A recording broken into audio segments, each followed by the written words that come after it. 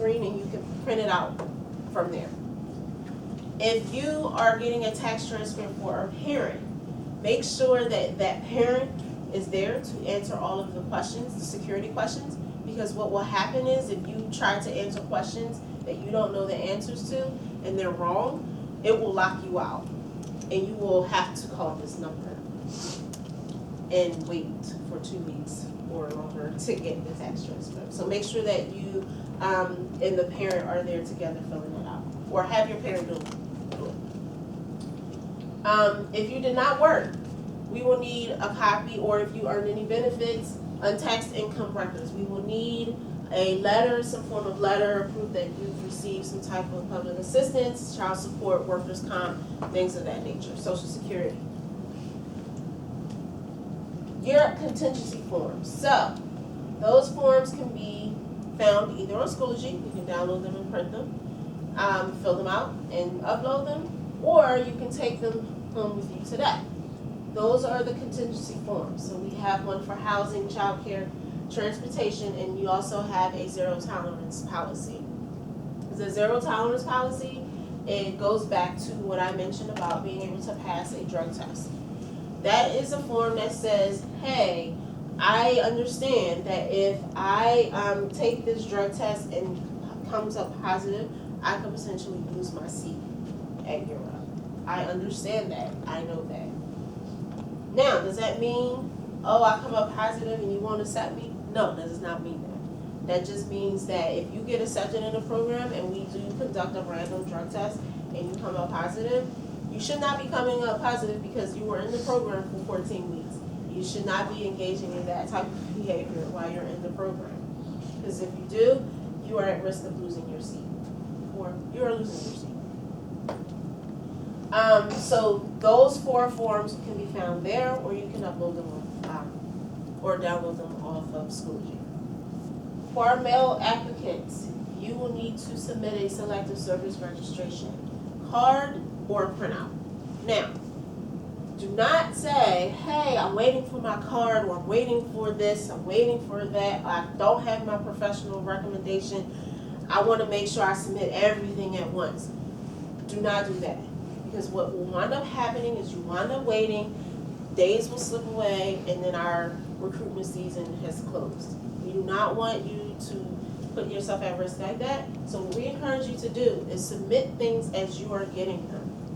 And make sure that you're keeping open communication with us as well. Because sometimes we'll be able to work with you and say, you know, your tax transcript hasn't come in yet. That's fine. Just come on, do your interview, and we'll make a decision without that tax transcript. Okay? Any questions about any of this on this page? I'm sure someone has a question about something on this page. Yes? So if you've been in the program before, do you have to go through this whole process again? Yes.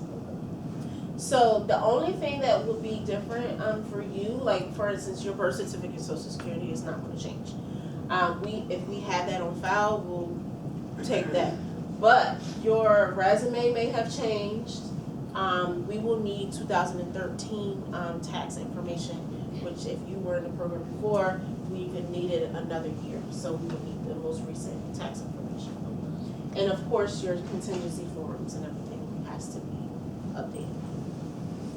Yes? Can you turn some of that stuff on today? Yes, you may. We are very willing to take any information or documents that you have today. Yes? Those selected service registration is just a number, right?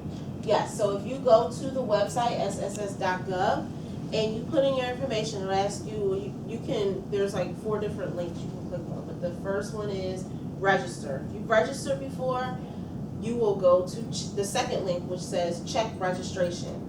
You put in your information, it'll ask you for your name, and your social security number and your birthday. And it'll say, our records indicate that you've been registered. Print that page, we'll take that. So, does every male student or applicant know that? Understand that. We will not only take the card, we will take the printout from the website that says you are registered with your number on it. You had a question? Yeah, it's Social Security and birth certificate. Yes. Okay. had a question. Earlier, I was question I need. Oh. And untaxed income does not include food stamps, right? Yes. Does, okay. Any other questions?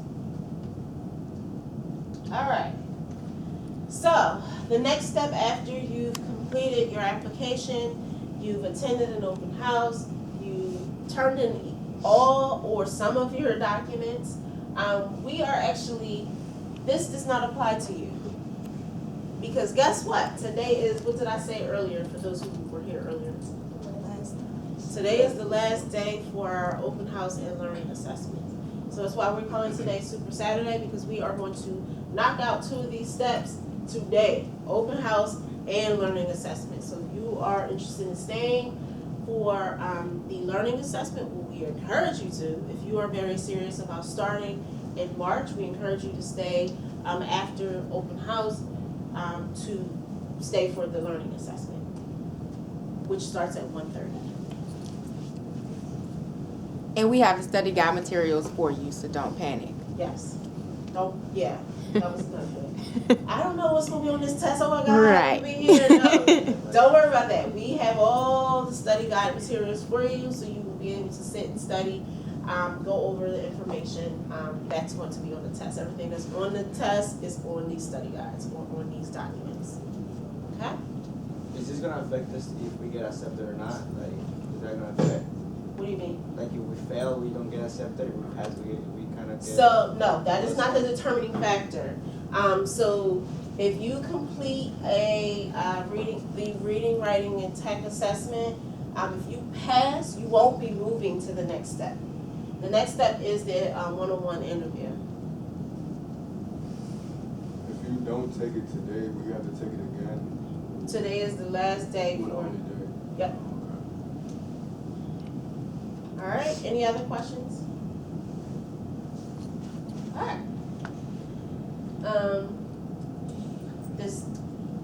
This just shows what the documents and where the documents are in Schoology. But these 4 documents, if you are staying today, these are the 4 documents that we will be providing for you. All right, so you've come, you stayed today, you've taken the learning assessment, you've passed, and you will be assigned a one-on-one interview with one of us before you leave today.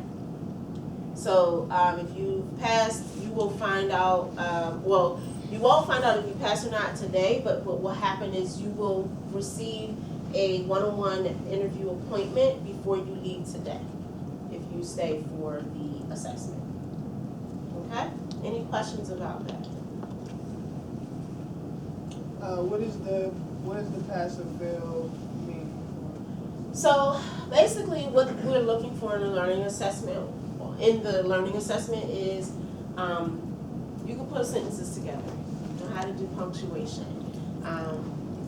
You comprehend what you just read.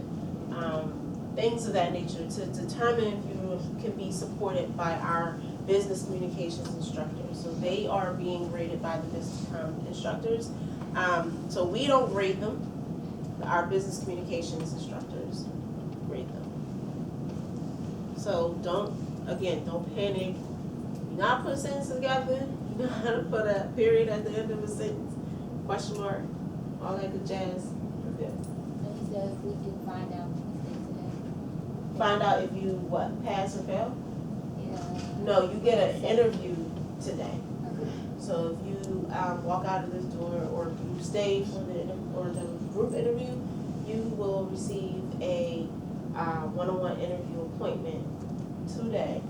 If you did not pass, you will receive a call from us that says you unfortunately you're not moving to the next step, so you do not have to come to your one-on-one interview. So everyone automatically who stays for an group interview will receive it today.